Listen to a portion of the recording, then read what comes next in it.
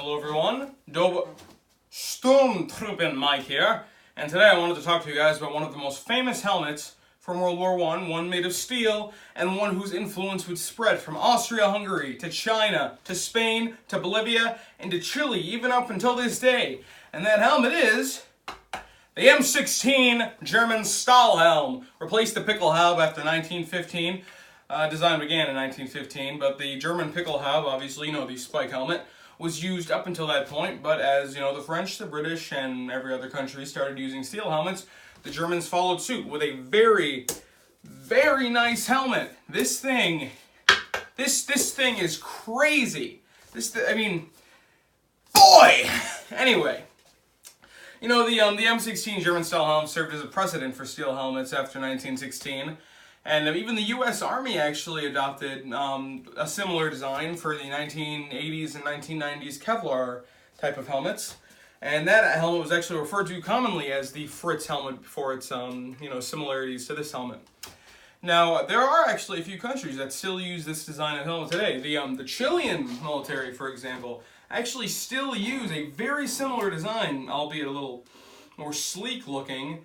But they actually also use a similar Pickelhaube design, like right here. Now, the original Stahlhelms actually went through a very long design process throughout 1915. They were called the M16 because they actually weren't issued until 1916 because of how long the design process was taking during 1915. They were headed by Dr. Friedrich Schwerd of the Technical Institute of Hanover. However, they were not, issued until, I think it was New Year 1916 that they were finally issued to soldiers. And the Stahlhelm itself actually went through a couple minor changes up to the end of World War I. I know the M18, some of the designs had a little cutout here, a little cutout for the ear right there.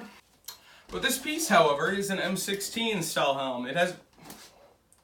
Not that M16, that's something completely different, just don't pay attention to that. Now this M16 model 1916 Stahlhelm has a very interesting history that it actually took a lot of research to really tie down the actual influence for. The US M1 helmets actually did have somewhat of a similar design.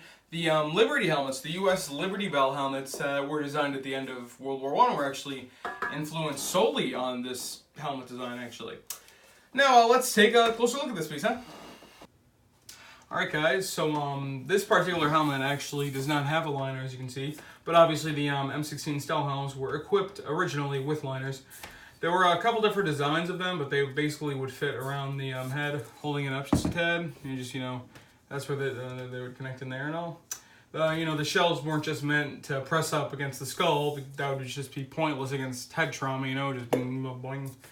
But for its age, this helmet is actually in very good condition. No large holes in the shell from debris. This was definitely well kept. It's not like a battlefield find where you see, those are all rusted out. The inside is a little rusty, but otherwise it's in very good shape. As I said, the helmet was designed during 1915, but weren't issued until 1916.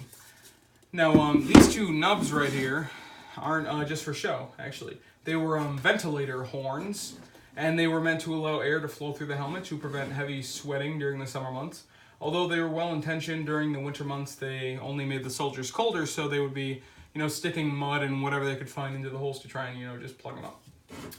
But that wasn't actually the only use for these horns. These horns were also used by soldiers to, put on the Sternplatte, or Sternplate, and that was an extra armor plate that would latch onto here. They were, however, deemed way too heavy for most soldiers to use, and they were usually left behind when raiding enemy trenches. And that was actually, the same case with most lobster armors. But one interesting thing about this helmet that I spent a lot of time researching are these holes on each side of the helmet. There's this one right here, one, and the other side there are three right here, you can see. Now, what was really interesting about these, there's one on this side, and then there's three on this side, spaced rather evenly from one another, and then, the left side only has the one. And now, when I first bought this helmet, I was under the impression that it was what people call a death helmet, meaning that, someone was shot in the head in this helmet, that this helmet was, what killed the person. Bullets going through the head, and most soldiers would think, oh, this can probably stop a bullet, but that obviously isn't the case. When I first bought it, that's what I thought, but, it seemed obvious at the time that someone would sell it like that, because, although they look like bullet holes, but that's actually not the case. which it's most likely not the case. Because what I didn't really think about was that all of these holes are blown inward. None of them are blown outward to indicate, an exit hole for the bullet. So it's, probably not likely that 3 little bullets would have been shot through here without, just ruining the metal even more than it already did. I think the most likely case here is that this helmet was demilled, either during the war or post-war by British troops. Now what that basically means is that both during the war and post-war, these helmets were gathered up by Allied forces, mainly the British, and to be used for their scrap metal.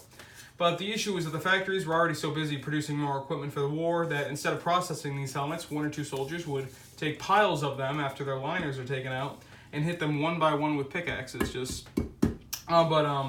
It was usually on the top or in the back or something like that to make sure that they couldn't be used again.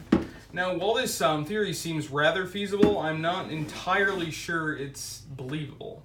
Because, see, most of the time these helmets would be hit on the top or in the back with a pickaxe, making, a lot of square holes, big holes that would just look disgustingly ugly. And that, it would just ruin the metal. But what I see here, I don't think these were pickaxe holes. They were just so small in shape, 3 on one side, 1 on the other. It just really doesn't feel right to me. They're just so close together. The D-mill theory never really sat right with me personally. But if any of you have any insight on this, please, by all means, leave a comment. Let me know if you have any other cases like this, if you have one like this maybe. Another theory that I did hear was that it could possibly have been used as a pot, and these could just be holes for, holding a pot, which, is also another theory, but you'd have to plug up these holes too, and that's just something else. But yeah. So, alright guys, thank you so much for watching. Please make sure to leave a like if you enjoyed the next video, and comment with any criticism, support, or ideas for what pieces to look at in my next videos. So thanks guys, and have a great day.